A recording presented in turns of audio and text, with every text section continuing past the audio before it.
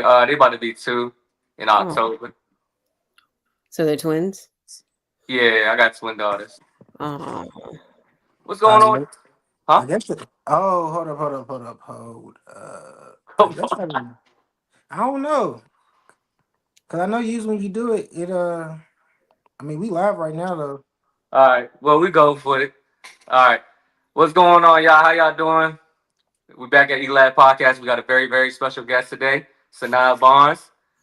Definitely, she's a part of the Team USA. She's a professional high jumper, and we are blessed for us to actually have her up on the podcast on short notice. So we definitely appreciate you coming out today. of course. Thank you for having me. All right, so we kind of want to give you guys a background on her and basically ask you, hey, where did it all start? Where did you get the passion in regards to not just only track and field, but choosing high jumping? Yeah, it's funny. I actually started off playing basketball. That was my first sport. I was playing basketball with my little YMCA for a few years, and my coach was like, not my coach, was my dad, but one of the parents was like, "Oh, she looks kind of fast. Like, have her come out as the track team." I went on the track team, and lo and behold, I was not fast, not compared to track speed. It took a while for me to get there. I had to learn how to run, learn how to breathe, all that. But that year, I got tired of losing, so they were like, "Well, just go jump in the sand, jump over the bar." Um, I won my first time jumping, and they were like, "All right, you're gonna stick with this." So I stuck with that, and it just seems like God just opened the door each way from there. Obviously, like I kept with volleyball. I stopped playing basketball because I didn't like people pushing me around. I was kind of getting small, and that wasn't gonna rock with me. So I stuck with I got you. basketball and track, and God just guided my steps ever since. Awesome, awesome. So with that being said, like, what age group were you kind of decided to get into track and actually go into with the field that you are in now, which is high jumping?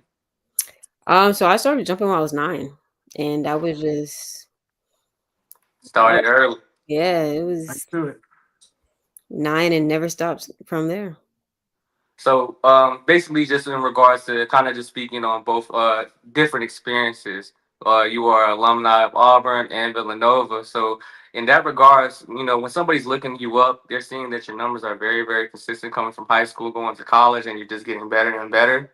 Is there a particular event or a track meet where you kind of had something just click in your head, like, look, this is me, and everything that you're living right now, you knew that you were going to attain eventually?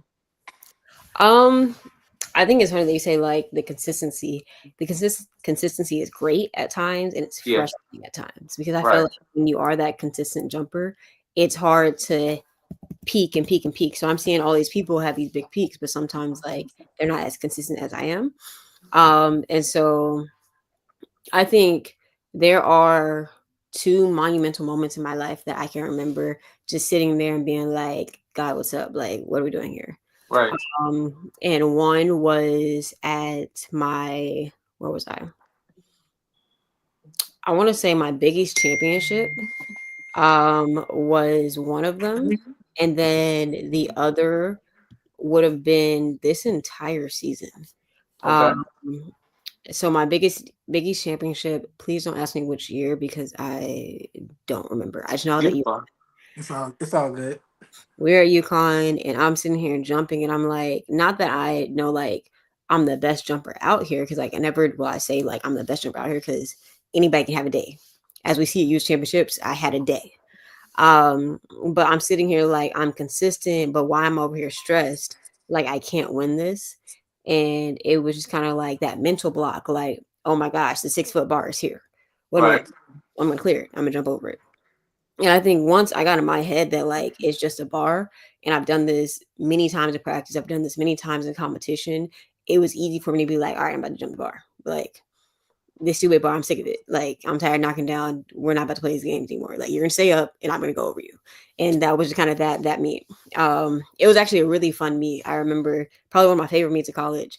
It was the last event and for us to win the Big East championship, everybody's cheering and everything. And I tied with the UConn girls. They had to do a jump off. It was like this big fiasco because she like fell at some point. my team is taunting her, and I'm like, oh my gosh, that was so embarrassing. But everybody's like cheering me on, clapping, and just hyped me up, and I ended up winning it. And I was like, yeah, this is what it's all about. Like this That was was the your moment. Yep. yeah, that was that moment where I was like, okay, all right, we've gotten over the hump. Now let's stay consistent on that. Okay, cool. What was the second one you said? The second one was this entire season. So I haven't told many people this, but I actually was ready to not necessarily hang up the spikes, but for the Whoa. season, Mm. February, me and my coach were sitting at practice, and we were sitting there like, I haven't had a consistent off season. I haven't had a consistent in season. I haven't been consistently jumping. What are we doing? Right. So we kind of just there were two or three moments this season. So the first one was probably indoor nationals. We were like, all right, we're gonna just go see what we can make shake at indoor nationals. I'm sitting here praying, like, God, I don't know why you got me up here in New York, but I'm gonna at least eat good. I know that. But Right, outside of this jumping thing, I don't know what's gonna happen. right. I came in fourth, and I was like, okay, that was cute. That was some there, but what's next? And so then the next moment, I think I was going through a lot of like I was working, I still am working. At this point, I'm working a 12-hour job. I'm training at 4 a.m. or 8 o'clock at night. I'm literally sitting outside the weight room trying to gain the strength. I'm not eating. Like it just wasn't nothing was seemed like it was going right. The only thing that was well, no, because at the time my hamstring was injured too. And I was like, goodness, like what am I doing? Um Mm. and so after internationals, I ended up going to Penn Relays. And at Penn Relays, I remember being on my hands and knees praying. I was like, look, God, I was going through something personally. My job, it's not a stressful job, but it's not an ideal job for a pro athlete, obviously. I'm Sure. not eating. I was like, I don't know why you brought me up here to Penn Relays because, like, this is my old stomping grounds. Like, this is Pennsylvania. This is where I used to jump in Mhm. college. I'm like, I can't come up here and embarrass myself. For sure. But I was like, I hadn't jumped in like a week and a half, and so I was like, God, please, right now, if this is not my season, let me know right now, today. I don't want to find out in the middle of the season. Tell me right now. Let Right. me go out there and just do terrible if this is not my season. I went out and I won. I jumped 187, which was a centimeter below my PR. And I'm like, all right, God, that's funny. That's cute, I guess. I guess we don't go back to practice on Monday. Right. So I get to practice. I'm talking to my coach, talking to my dad. I'm like, okay, season opener, 187, a centimeter below. This has to be a good season. I don't know how we're going to make it work, but we got to make it work. And I remember I was praying about it, and I was like, look, I need an agent. That's all I know. I know I need an agent because I need to get those world points. If I'm not going to jump the world standard, I need the world points. And so my dad was talking to one of our family friends and calls him up. It was like, all right, call this agent. I call her and I end up signing with her. And I was like, okay, cool. That was cool. I don't know what happens next, but that was cool. Mhm. He was like, look, we're gonna send you to Canada. We're gonna send you to where'd I go? I ended up going to Canada and I had two meets in Europe. Very unexpected. I'm like, okay, that part's cool. But now I'm still working a 12-hour shift trying to do all of this. Right. And something had to get like I'm not sleeping and my body was breaking down. And so I'm praying every day. I need something changed. I can't do that. I can't keep doing this. My boss calls me into the office and they're like, we need to know what's it gonna take to get you to that next level for your track. Like this is a big opportunity. And I work for if those who don't know, I work for Sewell BMW of Grapevine. The Sewell family is amazing, and they've been so supportive, and you don't get that a lot. And so Right. I've been blessed to be supported by this family. As far as like they've given me the leniency to change my work hours from going from 12-hour job to an 8-hour job, and now I have time to at least get treatment. I'm still working out late, but now I can work with my treatment team to get fully activated and all of these things like with my muscles and get it right. And so they pull me in and they're like, if you weren't running track, if you weren't doing this job, what would it look like to be a professional athlete? So what I did was I brought them a folder. I put my nutrition in there, my schedule in there, what treatment would look like, what sleep schedule looked like. It was like, I want to say 5 pages, like just In calendar. depth. Like it was very in depth. Okay. And they looked at it and they said, all right. And then they worked with me and we changed my schedule to where I either came in later or got to leave earlier so I can go get my treatment and practice. And so at that point, I'm like, okay, I see how God's moving. I see the doors he's opening. And it's actually funny. At this point, I think I was like still stressed about my physical because my hamstring was so injured. And my Mm-hmm. fiance, he like snapped at me. He was like, what are you talking about? You don't see what God's doing. And he sat me down and he was like, do you not see? You said you, and he's the one who really pointed out. He was like, do you not see? You said you need an agent, and next day the agent called you. You said you need to change your, and he was like, you don't see these doors that God's opening, and you're sitting here like you don't know what you're doing. Like you know exactly what you're doing, Right. Mhm. and you know what he's trying to do. Like you keep saying, like God, I don't know what you want from the season. He's telling you, and so he was like, you need to listen. And I was like, okay. And so the next blessing that hit me was I was going to a chiropractor, and that was it. And chiropractor was really good. They're a really good team, but it wasn't what I needed to get my hamstring right, so I can push myself to For get sure. faster, stronger, and all of that. And so, um, what did I say? Oh, yes. And so he happened to one day have one of his colleagues come in at Texas Muscle Activation. They're in like Frisco, and they have a spot out in South Lake too. But he brought me in, and he was in there. He was like, "Here, let me take a look at her." And he looked at my muscles, and he was like, "Oh, well, all your muscles shut down, which is why your hamstrings are working." And so he did like a little bit of activation, this and there, and I get up, and I'm like, "Wow, my hamstrings feeling better." And Mhm. so I was like, "This is crazy." And so normally I would not be able to afford to work with them. But it was a blessing that this team decided to help me. And I've been working with them 3 times a week, and they made it a way to where I can come in 3 times a week and be able to work with them. And that made a huge difference in my physique. Like the way that I run, my posture, my running, my posture, my jumping, it completely turned around, which then Awesome. allowed me to change the way I jump, which helps me obviously get to where I am now. And so I think those were the 2 moments, and the last moment where I was kinda like, "Wow, what is this season?" was right before US Championships. I'm sitting here like, "Okay, we're at the US Championships, there's no way I did all this for nothing."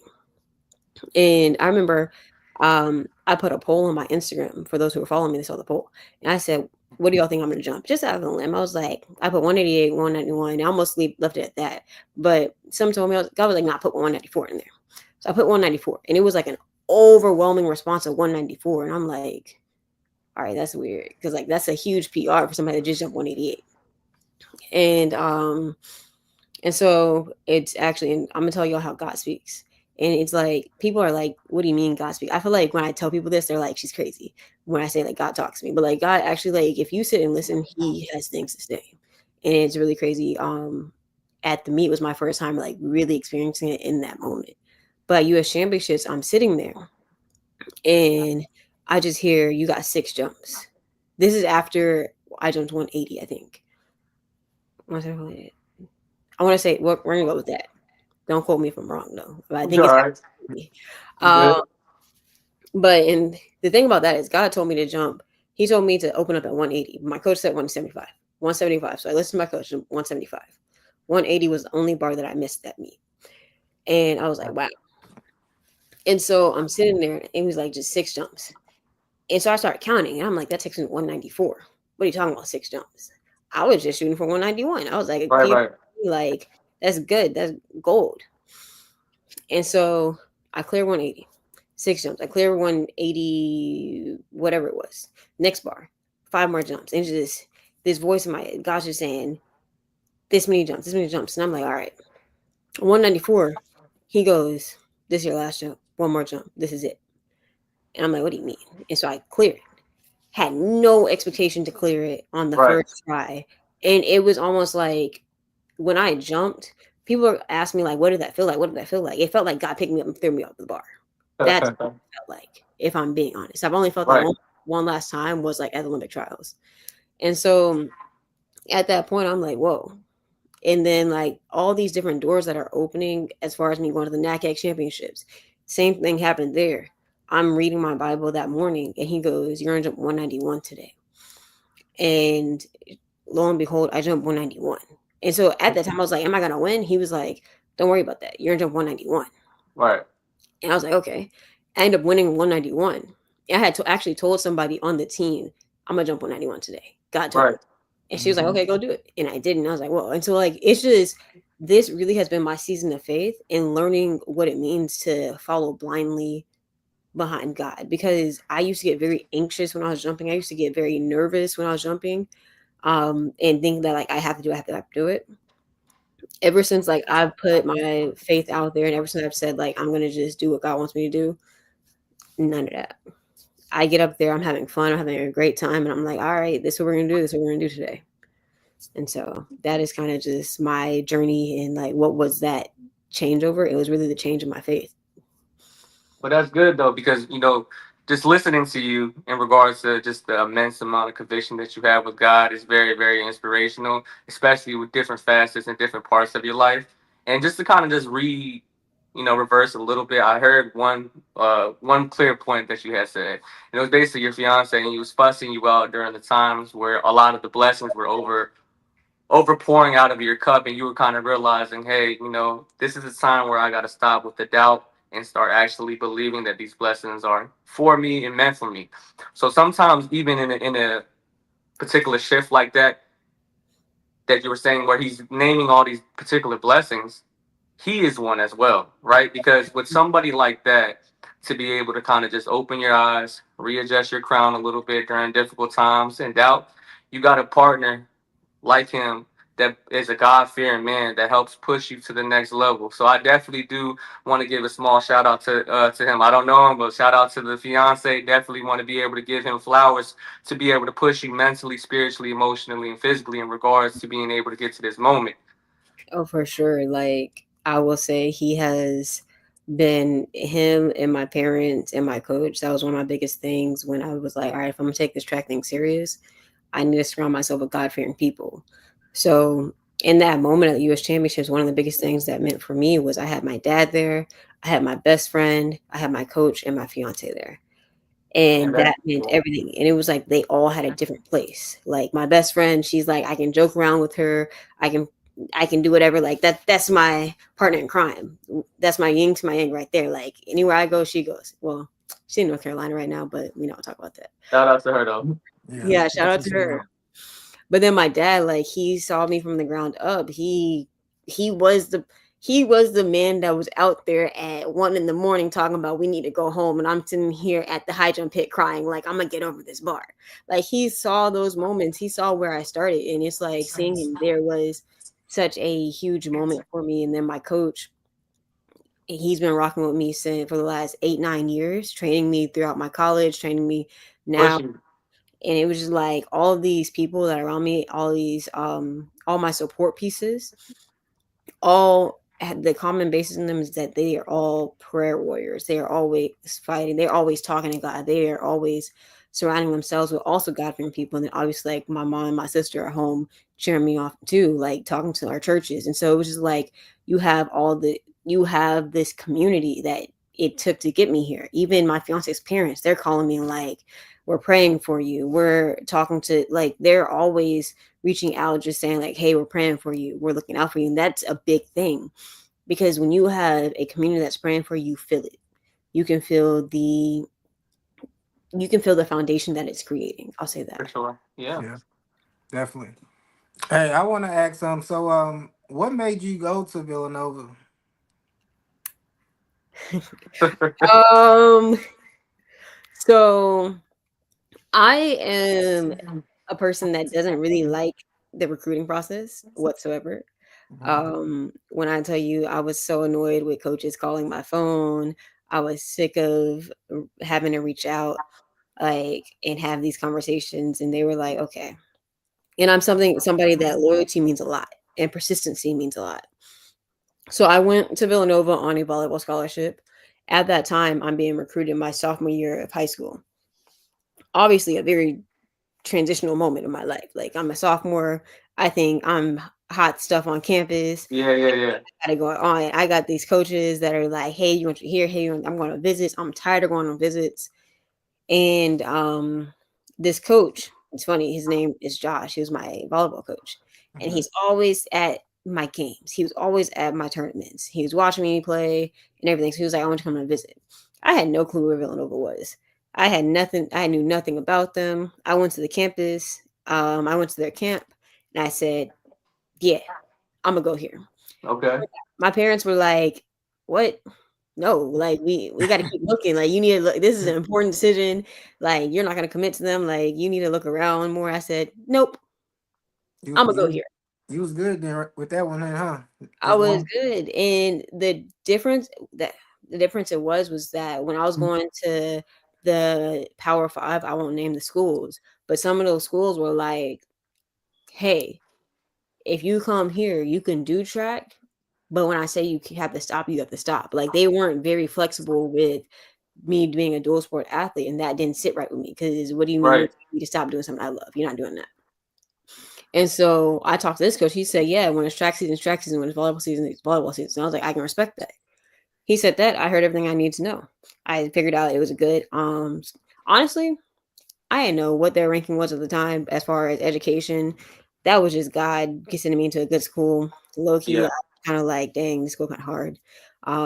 But I made it through, and so yeah, no, that was a fun little experience. I got to go up to Philly, and I think Villanova was definitely a monumental moment of me finding who I am, finding my beauty. Because as Yeah. much as I grew up in Texas, love Texas, shout out Texas, but Shout I out to was Texas. not.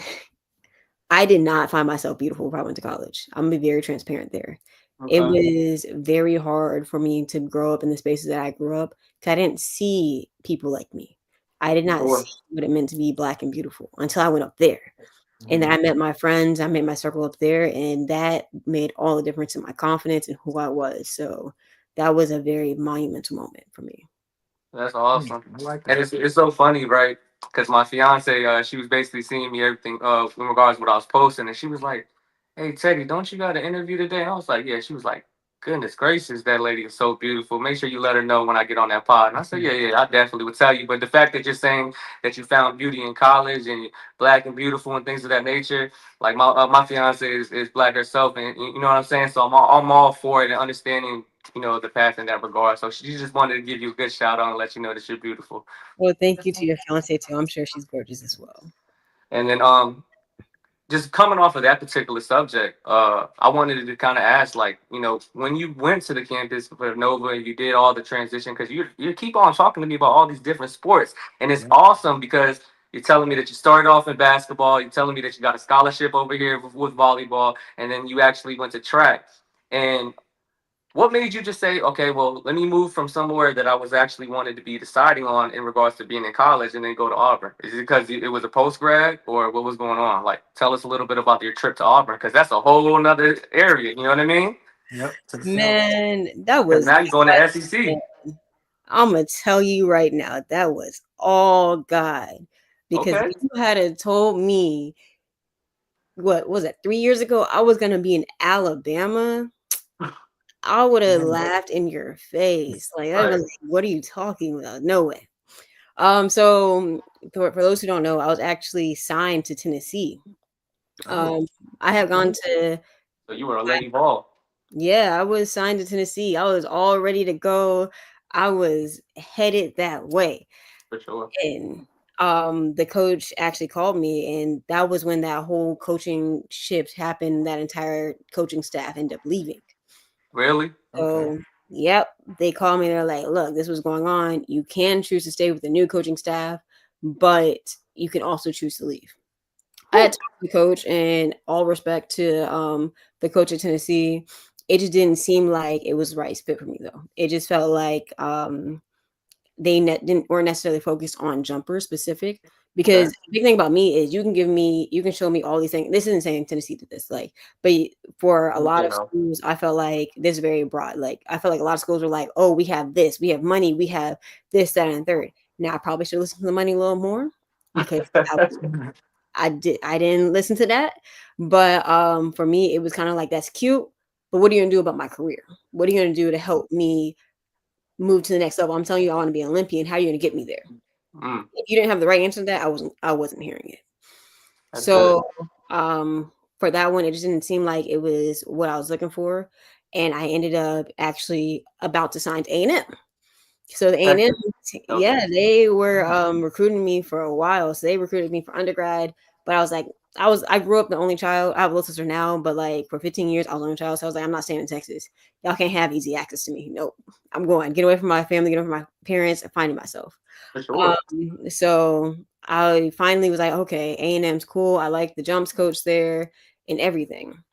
So I was ready to sign. I was ready to sign. They sent me my papers. Papers were wrong. They sent me the papers again. Papers were wrong again. And I was like, all right, this is weird. They finally sent me the right papers. That day, the A&M coach, jumps coach called me and said, hey, I just got a job opportunity somewhere else. I'm going over there. Goodness gracious, everybody jumping Man, ship on you. everybody leaving. Exactly. I was like, God, what is going on? So actually, right before Auburn had reached back out, I had gone down to my pastor and had him pray over me. I said, I don't know what's going on, but I just need you to pray that I find the right spot. Right. And Auburn called. So they're like, we want you to be on a visit. This actually ended up being the same jump coach that recruited me for Tennessee. He had found a spot in Auburn. And he was like, look, I got a place for you.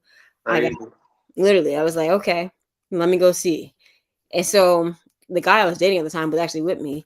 And he was like, you know where Auburn is, right? I was like, nope.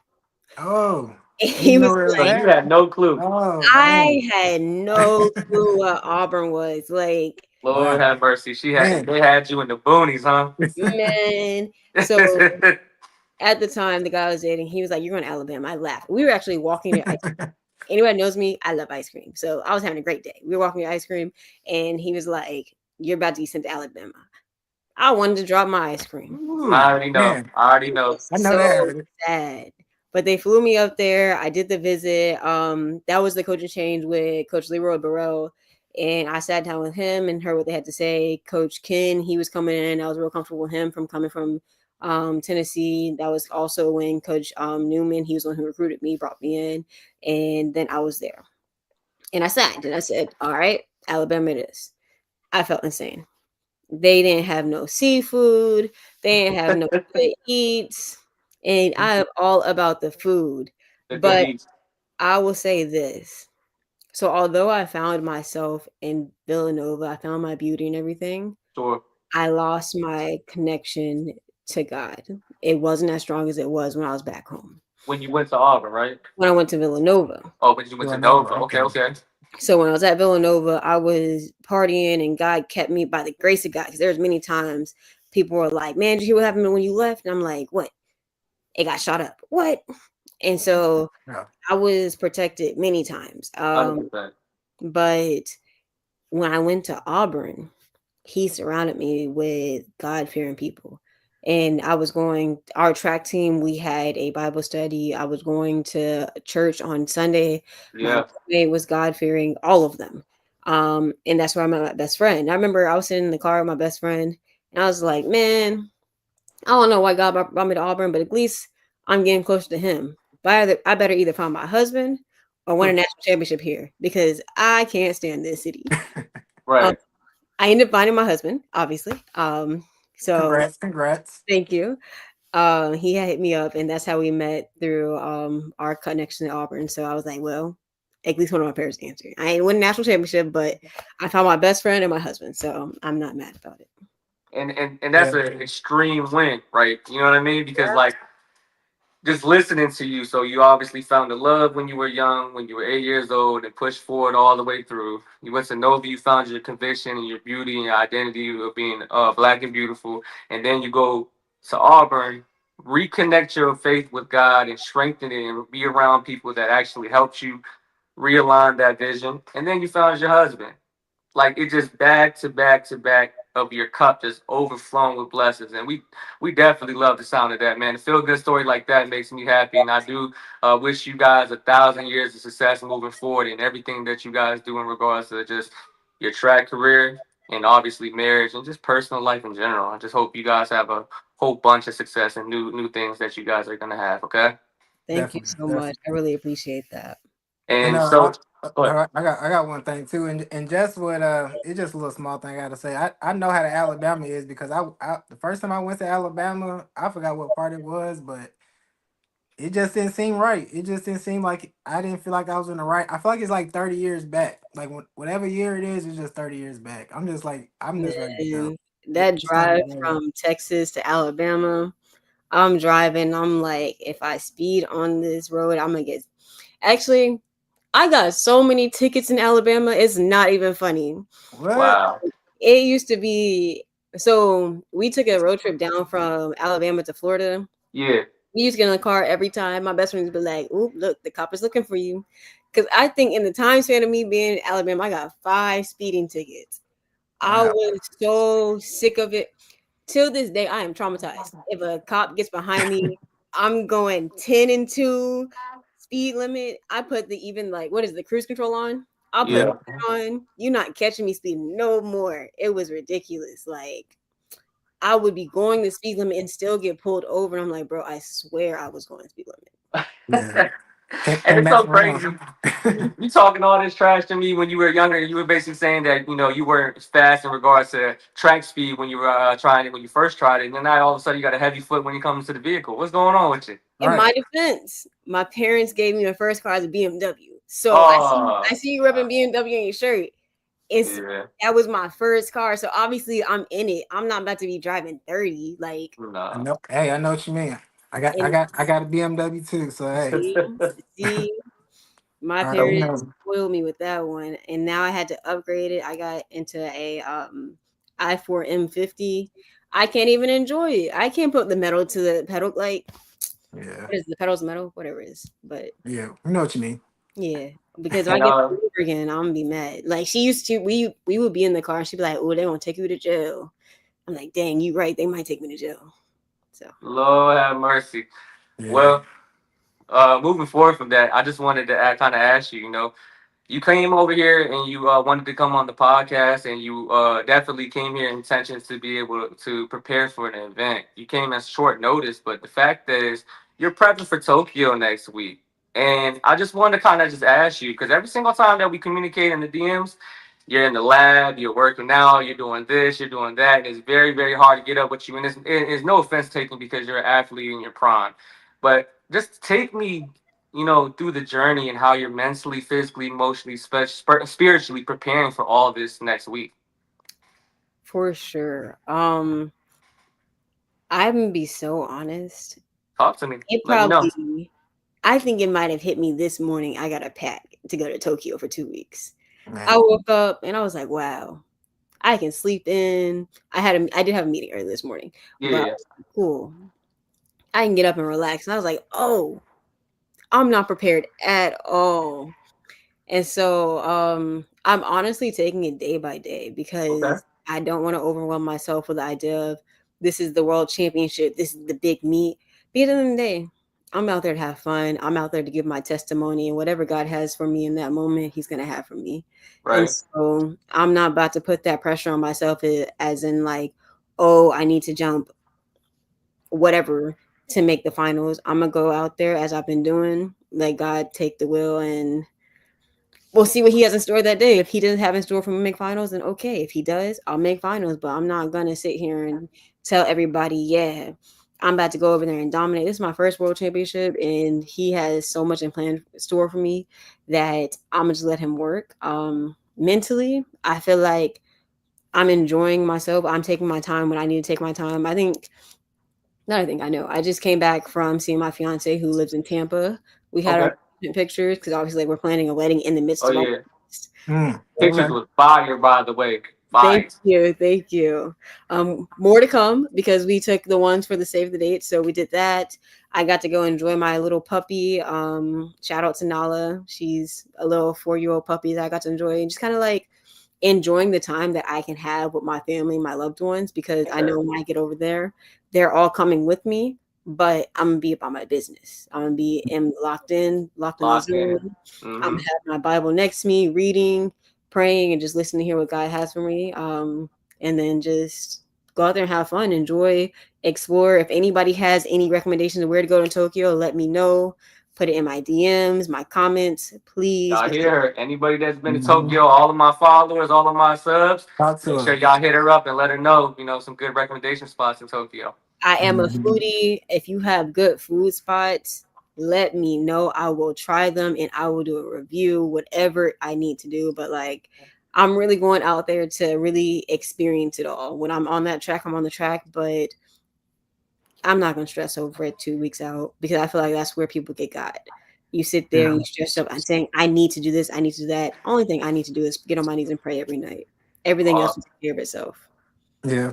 yeah, And that's good. I know you said you're a foodie. I'm basically a chef. I went to culinary school and all that stuff. So what's your like favorite meal? You got any, like favorite meals, snacks, like why you Yes. So in season, not track season, but like when the food is in season, I am Mhm. a seafood boil girl. I will Okay. say that's one thing I did find in Auburn. There's this little crab spot around the corner from, if anybody knows where the mill is, it was right around the corner there. And I was at there every Tuesday eating some crab legs. So I can throw down some crab legs, but out of season, I would say my go-to meal is probably hmm, I don't even know. I'm big on steak, barbecue, and then like snack wise, I love seaweed. I love the little seaweed chip things. Yeah. I love those and fruit. Those are probably like my big two. Oh, but I have been drinking I hate yogurt. Hate it. But I've been drinking these Chobani drinkable yogurts and Yeah. they're fire. They're so fire. But like any other type of yogurt, I won't do. But those, I gotta have me one of those in the morning. It's so Have you crazy that you said that. Oh, go ahead. Zell. I know you say your fiance he's from Tampa. Have you ever tried a devil crab before? A deviled crab.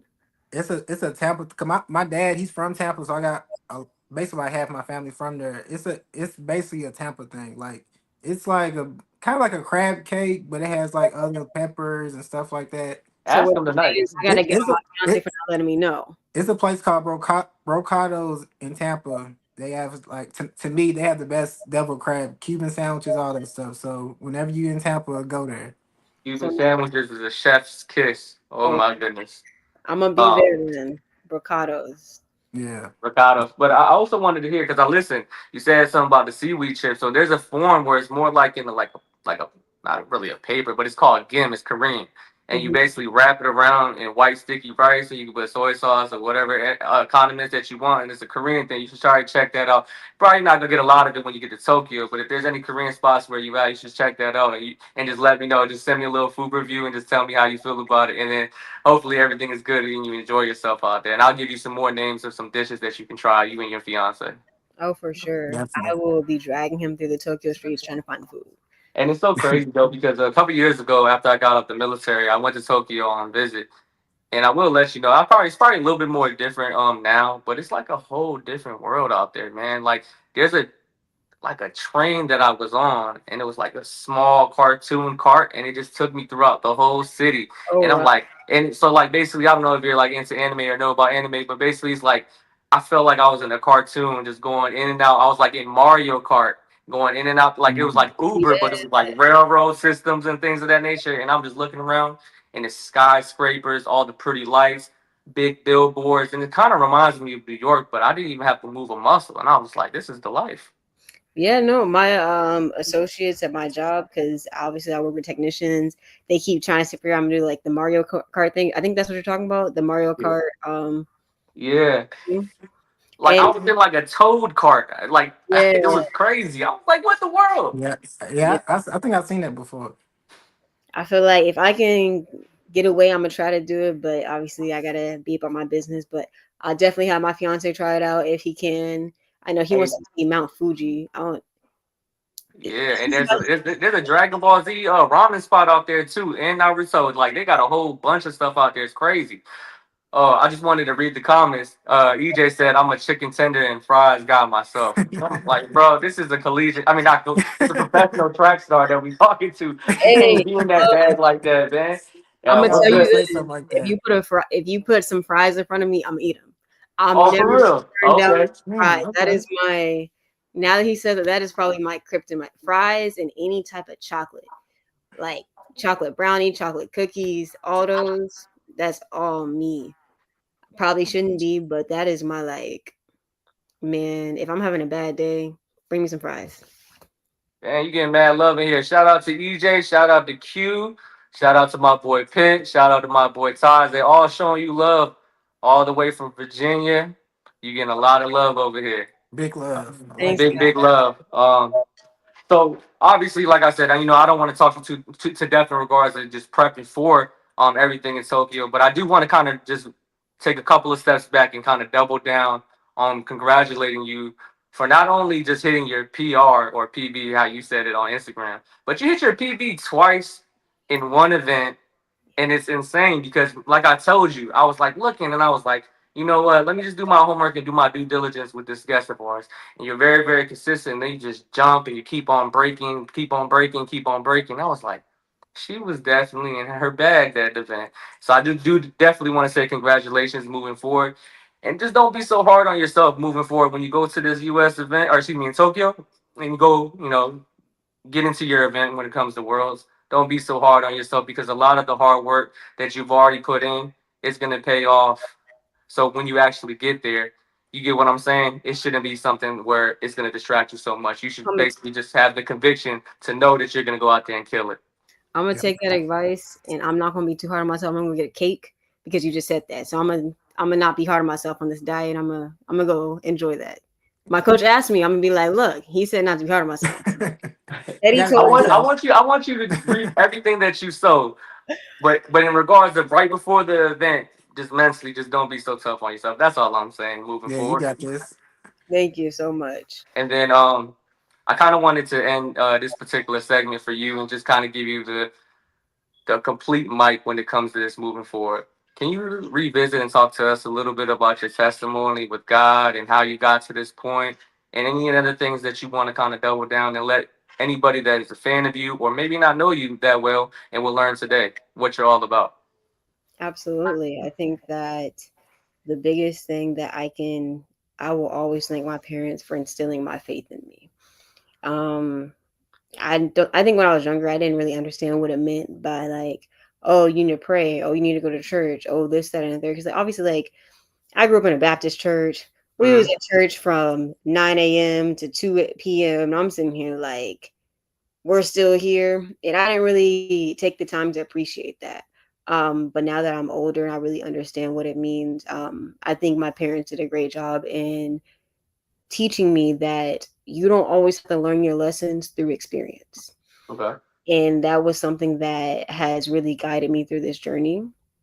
I think a lot of times that I'm very big on listening to other people's experiences to understand I don't need to go through that.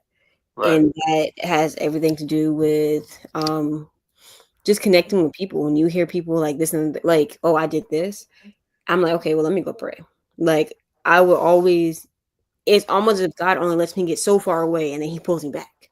Like, something not necessarily catastrophic would happen to me, but something like just kind of inconvenient would happen. For sure. Say, like, I tear my hamstring. That's not catastrophic, but it's inconvenient. And I'm like, okay, We don't want to talk about that. Yeah. we're Yeah. not going to look, but Nah, I nah, would be nah. like, okay, let me go back and pray about this. And then Sure. it was just always that foundation there that my parents instilled in me that carried me through. And I think that's one of the biggest things about my characteristic, if anything. And I will say through my journey, I learned that God puts you in different places for a reason. Right. And what I mean by that is, like I said, at Villanova, I found my beauty. I grew up thinking that I was gonna have to settle to find somebody to marry me.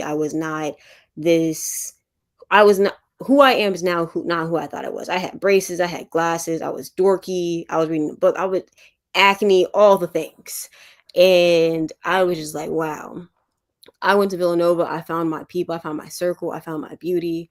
But then it was like God said, all right, time to come back home. Alabama is not home, but it brought me back home to him.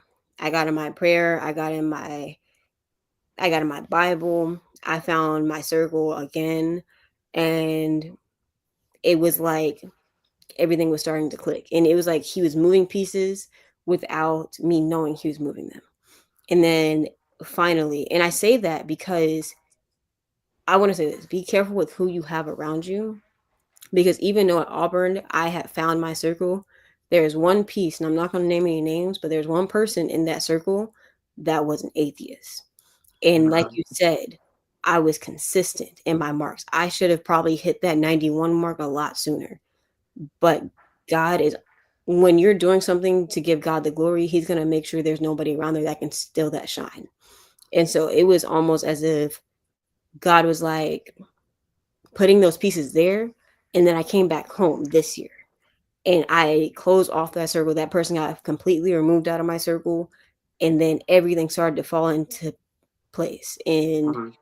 that is not without any struggle. Cause I'm gonna say like this, like I went through a lot. Like there were many nights I'm on my hands and knees praying in tears this season, a few months ago, and I'm still going through some stuff. But so I don't want to say one thing I don't want to ever preach is that, oh, if you pray and you become a Christian, oh, you're gonna have a problem. That is not true. You're gonna all we all have struggles in this world, Right. but it's the anxiety that you have to do it alone. It's the reminder that you're not by yourself. Like that gets lifted up. And I want to go back to something that you said earlier, Teddy. Um, my fiance was a huge piece in that because he was the one that clocked me on it. He said, "You're not praying correctly." And I'm like, "What are you talking about?" I'm praying. He was like, "You're not praying intentionally." And I'm like, "What are you talking about?" And then there was one time I was at his house and he goes, "Come to the prayer room with me." And we're in the prayer room. And I'll give this quick testimony. I don't want to take all your time, No, but you good. we're in the prayer room and he says, "All right, we're going to pray." Because at this point, God had not been talking to me. Well, I didn't think God was talking to me. But he had said, "All right," so we start praying. And he was like, "Do you hear God?" And I'm like, "Okay." Because this entire time, like he's like, "God's talking to me, God's this, God's that." And he was like, "Yeah. When I pray, God says he loves you. God says like he really cares about you and tells me how important he is." And this, and I'm like, he says this, but he's not talking to me. He's talking to you, isn't he? And I'm giving him Mhm. all this bite back. I'm all spicy with him about this. Like he just keeps telling me this. And I'm like, man, what are you talking about? Right. So we're in the prayer room and he gets up and he leaves. And so I remember the story that my pastor had told me one day. He was preaching and he was like, yeah, when he was a kid, he had stared into the sun and he said, "I'm gonna stare into the sun until God answers me." And he did that and God answered him. So in that same moment, I was like, I'm gonna stay in this closet until God talks to me. And so I'm sitting there on my hands and knees and I'm just like, I'm not going nowhere. Eventually I had to go to the bathroom, so I had to get up and go. And so um, I walk out, and my fiance he goes, "What did God tell you?" I'm all mad and pouty, and I'm like, "He didn't say anything." Right. And he's like, "Yeah, he did. God told me he told you." And I'm like, "No, he didn't." And so I just walk out. And so later that night, and he was like, "Tell me what happened when you were in the prayer room." So I walk him through what happened, and I'm not gonna tell y'all what we were praying about, but Okay. he because it hasn't happened yet, so I'm not gonna tell y'all. But he had said, "Tell me your thought process." And I told him, I was like, I was thinking about my birthday and I was thinking about this and I was thinking about that. And then I was thinking about this month. And he goes, why did you think about that month? And I was like, I don't know. I just was thinking about that month because, this and this and this. And he was like, but why did you think about that month? And I was like, I don't know. But I couldn't get it out of my head. It just Mhm. keeps coming back and back to me. And he was like, so you don't think God talks to you? You don't ever think about that. And it's finally hitting you and you can't get it out of your mind. It's loud in your head. And I'm like, yeah, at that moment it clicked. Because obviously people say like God's gonna talk to you, God's gonna talk to you, and you're expecting this big, mighty voice. You're Right. expecting like just this, I don't know, like in y'all remember the movie God Almighty? Yeah. Yeah. Yeah, I'm expecting God Almighty to be like Yeah. who was Morgan Freeman's voice coming Morgan back? Yeah. Freeman with the I'm white, the looking bright white room. White right. voice. Yep. No, and he was like, God's voice is quiet, and you're only going to hear it if you're trying to listen, and Mm. you're only going to recognize it if you're trying to recognize it. Because a Right. lot of people write it off, and they're like, "Oh, that was my thought. That was what I just thought." No, there's a lot of things that God tells us that we miss because we're not listening. We're not trying to seek it. Right. But to say the least, he said that and it clicked, and immediately I was like, "Okay, he does talk to me." And from there on, that just carried me through my journey. And so, if there's any message for me to get out today, it's just anybody out there that's dealing with something hard, trying to figure out life, pray about it. Even if you don't think that you have a relationship with God, we all have a relationship with God. We all have a testimony to tell. And I know life can be hard because I've been through it. I've been through a lot. But at the end of the day, that I can only give it to God and give Him the glory for where I am now. Because without Him, I would be in a lot of different. I would be in a terrible situation without Him. So Different circumstances, Definitely. yes, you know. And not to cut you off or anything like that, I just want to add the response while it's fresh. Just listening to you and the amount of conviction that you have in your voice in regards to your faith in God is something that is remarkable, and you basically give a lot of motivation to people like me, right? I'm still a God fearing man, but in regards to the things that you're saying today, part of this pod, it's kind of reinforcing the things that I've already believed. And when things like that, you were kind of saying, you know, it reminded me. So when something inconvenient happens to me, or even something that's detrimental or something that's heavy on my mind, sometimes just off human nature, I'll say, what did I do to deserve this? Why is this happening to me? But then once I started changing the way that I think, the way that I respond, and the way that I ask the question with God a part of that question, I'll say things of that nature. What is God trying to teach me? What is God preparing me for? Versus why me? There's no way that I'm so unlucky for whatever it is. Something like a flat tire, or being late for work, or missing a work alarm, and getting a little tardy on whatever the case may be. Just something that everyday humans deal with. And you kind of just put a lot of pressure on yourself instead of just shifting the question. It puts you at peace because a lot of people, just a quick tidbit on this. Um, I am a survivor of being shot at. I was in the highway, and I was driving from a football game, and I got shot at over 20 times. And at the time, like you were telling me, when you reinforced everything, I wasn't that strong with God, my relationship. And when I tell you, to kind of give you a picture without saying too much, is I was in the middle lane, they were in the left lane, so we were probably arms in reach. And they pulled out, they did what they needed to do, and I got hit in my leg, shattered my leg, my shin bone, and I oh, had to learn how to walk for 6 months. A lot of people, they don't know this.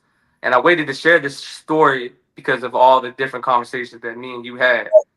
And at the time, I pulled over because the car that I had will not allow you to drive when the rear tires are flat. So they had actually hit my tire. I'm still going like 75 miles.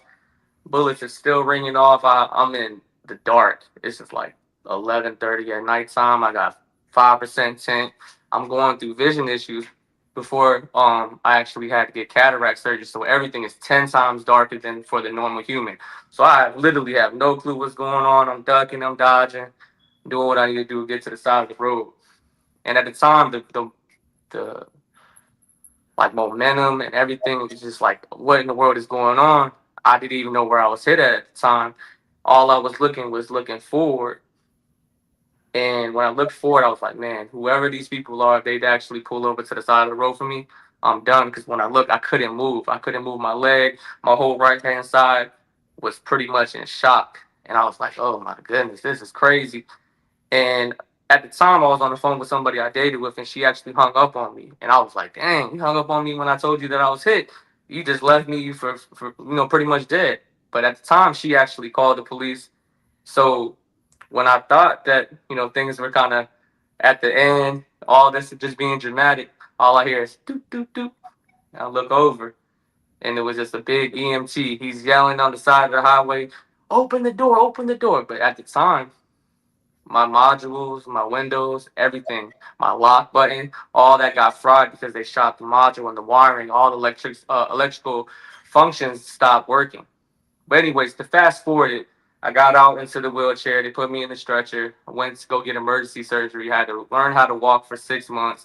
It was a terrible experience because you take those things for granted. And then what I told myself with the reinforcement of God that I will actually go into the gym. I will break all my personal records in regards to deadlifts, benching, squat. I shattered every single PR with refining and rethinking God and refining the purpose of why I was actually here, right? So fast forward, I broke all the actual personal records, and then I ended up having twin girls and finding my fiance. And then another thing happened in regards to meeting EJ, Zell, and the remainder guys on the pod. Shout out to Red, Mitch, Dirk. And seven, I found, like I was telling you last night, that there are this small percentage of athletes that are human, and they don't think that the program is underneath them, and they were actually receptive to be able to speak for opportunities like this. So, out of all the actual athletes that I've had, this was a really personable experience for me because it's not only just the fact that you were receptive to me and having a conversation, but you also established what you wanted to do, your intentions, but you were very respectful all throughout the actual conversation.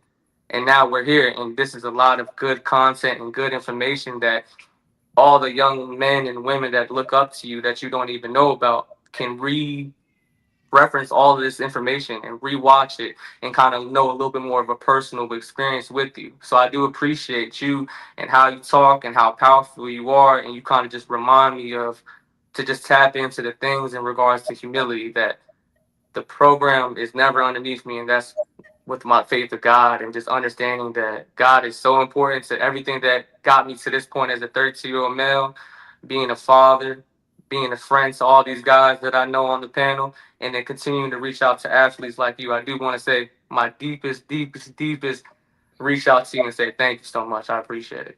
No, I appreciate you guys. One, Teddy, I want to say thank you for sharing that testimony. That was powerful. Um, and No I want to problem. thank you all for allowing me to give my testimony because that's honestly, as much as I like the high jump, it's there's no money in high jumping. But I'm here because I have a story to tell. I'm here Yeah. because I put this ability in me, and with that, I'm gonna give him that glory. So all my young athletes out there, no matter what you think you are going through, no matter what you think you can or cannot do, give it to God. And you can, like, I was that little girl saying, oh, I wish I could be on a USA team. I kept praying about it. I kept trying, keep grinding. Don't let anybody tell you can't, because I had people tell me I couldn't be a hitter in volleyball because I was too short. People told me wasn't going to be a world class athlete because I was too short. Man, next time somebody tells you can't do it, tell them to take it up with God, because God can do all things, and that's the God that I serve. And I know that if He can do that for me, because I'm no one special, I'm just Sanaa Barnes. He'll do it for anybody else. So And that's powerful, right? And that's powerful. Things like this, people need to take in fruition that, you know, the same way that you're saying that he can do it for everybody, he's doing it for you in regards to giving you a position and the opportunity to do things that an average person can do. So I think that I'm not giving you any commands or not telling you what to do. You're grown. But I think that you should give yourself a little bit of grace in regards to being able to do the things that you do. Because if you look left and right, 99% of these people can't go out there and condition the way that you do. 99% of these people can't have the mental fortitude that you've had. 99% of the people that are attempting high jump get frustrated and quit a long time ago. So for the different amount of obstacles that you've overcome is kind of ironic because you're high jumper obstacle, blah, blah, blah. But the amount of obstacles that you've overcome is just a real testimony to your story. So I just give yourself grace in that in regards to moving forward, because there's a lot of arrogant athletes out there. There's a lot of entitled, arrogant athletes out there that have issues with in regards to being able to reach out. And this, like this, was such a seamless conversation, and it felt so smooth, and none of this feels forced. And this is good to be able to have a transparent conversation with somebody that I don't know. This is a complete stranger. I seen you on my For You page, and I said, who is this? Right? I had no clue who you were. I didn't know who your background was. I really wasn't familiar with high jumping. And something just told me randomly, 8:30 p.m., let's just reach out to this lady and see if she wants to have her ability. And this is before me knowing that you have such conviction with God and has a strong faith. And I didn't know anything about it. I was like, she's probably not even going to respond. I put my phone down, look at Call of Duty. I'm back on the game. And I look again and I get a response. And I'm like, who is this? And I happened to just click. I paused my game and I said, oh, this is the athlete that I just reached out to like 10, 15 minutes ago. And I was like, wow, she's not Hollywood. She's not bougie. She's not stuck up. And the fact that we were able to have this free form conversation, like I said, I can't thank you enough, because at the end of the day, this is opening doors for any other athletes that feel like they don't have a voice, that they don't have a huge following. They're not number one. They're not a multi-gold medal Olympian or world track athlete where they feel like they have doubts. Anybody that has conviction to start something and they have obstacles, make sure that you have God. throughout your whole journey and wherever it actually does place you. Don't have any doubts because with him you're gonna win, no matter what. And even though it may not be your actual end goal to be an Olympic track athlete, a world track athlete, or even in track in general, you can win in life as long as you keep them in your life. And that's what I just want to kind of just let anybody know. If there's any obstacles and there's any doubts and you have any kind of issues with mental health, make sure you break that because you can't just do it by yourself. So, like you said, get on your hands and knees and have the humility. Reread the Bible. Talk to people that have more knowledge with you because a lot of people that taught me when I was in the churches is the more that you know about the word, the more that you're accountable. That's why a lot of people read it and then they stop. They go away from it. Like the things that you're saying when God's telling you that He talks to you. People go through these particular situations where they only go to God when they need something, when they need to get out of a bind, when they need to get out from trouble with some things. They only come to God when they want to ask for help, but they don't come to God when they want to tell Him, thank you for just giving me the ability to wake up, giving me the ability to pay for these bills that I'm complaining about, giving me the ability to walk, move, talk, digest, enjoy seafood boils when this person next to me is barely holding on. This person's in the wheelchair and they don't have the family support that we all do. There's a lot of different people that are going through things that their best day is nowhere near close to our worst day. Yet we still find some room to complain. So what I'm trying to do is when I'm talking to you, I'm talking to myself, I'm talking to anybody else that's listening. God helps you through everything, and you just got to continue to believe. And even though it doesn't happen on your time, where you saying like a maybe a fictitious prayer, God, please let me pass this, or let me get this job because I want to make 100K. And even though you don't get that particular, call for that job right then and there, eventually it will, whatever you deserve is whatever you deserve is what I'm trying to say. It's never going to be on your time. It's going to be on His time. Yeah. I'll say this. My fiance always said, reminds me, God says if you call on Him, He will answer. And so people are like, oh, I prayed. Well, you prayed that one time. It's going to take consistency. Right. In anything Just you do in life. Yeah. anything you do, it is consistent because God knows, at the end of the day, God knows your heart. So even if you know, even if you feel like you're far away from the church or you're not there, Mm-hmm. because I want to go back to what you said. Sorry, I feel like I'm keeping you off forever. I'm so sorry. It's Um, good. You're good. You're good. But you did mention something about mental health. That's real. I'll be honest, like during that time at Villanova, I had a point where I was depressed and I didn't even know I Mhm. was depressed. But Right. looking back on it, I remember looking at pictures. I called my friends. I said, I look like a bobblehead. And y'all did not tell me to get no food. Like I was depressed. Like you see the picture, you see the depression in my body language. Right. And it's like when you see people like that, reach out to them, talk to them. And if anybody out there is feeling depressed or going through something, please don't feel afraid to reach out to me because I am all about helping people and getting them back on their feet. But no, if y'all are struggling with praying, you just think God's not listening, He's listening to you. I'm For telling you sure. because at the end of the day, you're not going to tell me that God sent His one and only Son, Jesus Christ, out here to die for our sins, and then He's going Hmm. to walk away from us. You're not going to tell me that. And because He didn't walk away from me when there were plenty of times He could have just left me for dead. I know He will save everybody that asks for it, call on Him. So And that's real and that's powerful. And people need to understand that, like, like you said, you don't have to go through other people's experiences to kind of know what's real and what isn't. And that's why we continue to be able to network.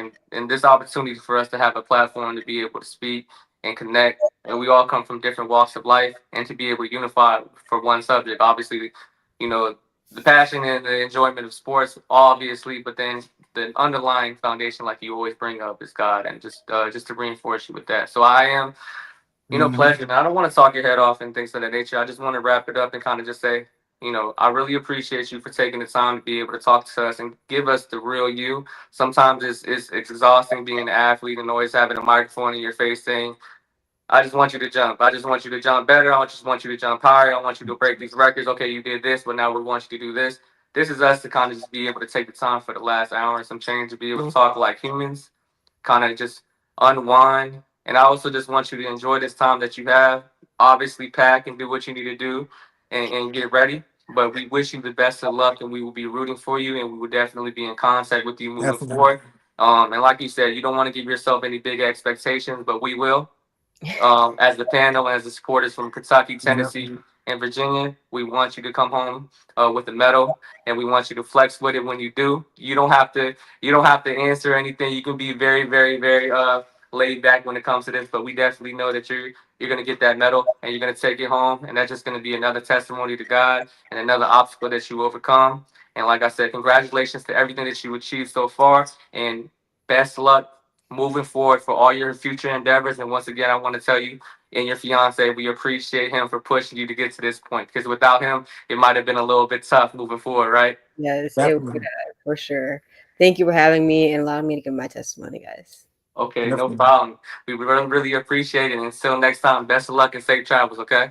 Thank you. All Appreciate right, that. guys. Peace. Bye. All right, y'all. All right.